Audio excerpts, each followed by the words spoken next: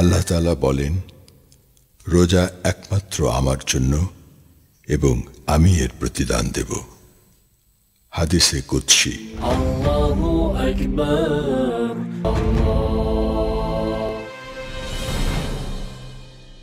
আল্লাহুম্মা আমিন।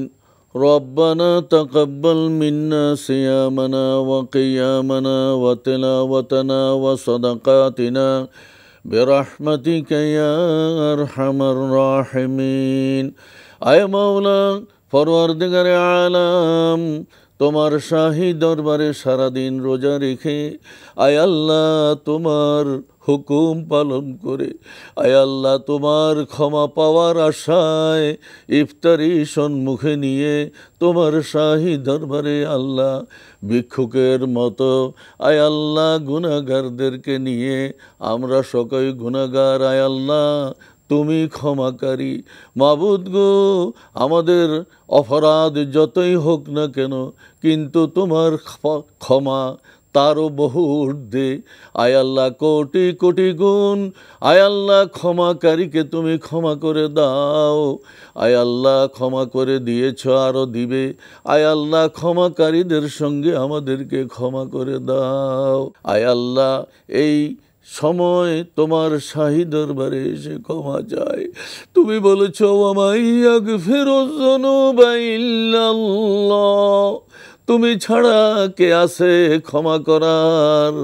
আয় আল্লাহ আমরা সবাই ভিক্ষুক, তুমি হচ্ছ ধনী। তুমি আয় আল্লাহ আমাদের ধন দিয়ে, হালাল রিজিক দিয়ে আমাদেরকে ক্ষমা দিয়ে তুমি ভরপুর করে দাও। আয় আল্লাহ তোমার ক্ষমা যদি না পাই আমরা ক্ষতিগ্রস্ত হয়ে যাব, কিন্তু তোমার কোনো উপকার নেই।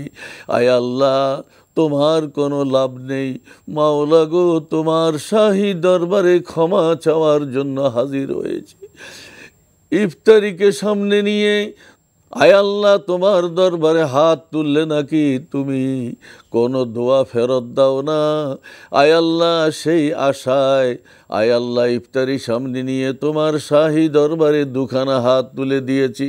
আয় আল্লাহ মেহেরবানি করে আমাদের দোয়া তোমার হাবিবের বরকতে, রমজান শরীফের বরকতে, কোরআন নাজিলের মাসের বরকতে, কোরআন শরীফের বরকতে কবুল ও মঞ্জুর করে নাও। ওয়া সাল্লাল্লাহু তাআলা আলা খায়রি খালকিহি মাওলানা মুহাম্মাদিন ওয়া আলিহি ওয়া আসহাবিহি আজমাইন। সুবহানা রাব্বিকা রাব্বিল ইজ্জাতি আম্মা ইয়াসিফুন ওয়া সালামুন আলাল মুরসালিন ওয়ালহামদুলিল্লাহি রাব্বিল আলামিন।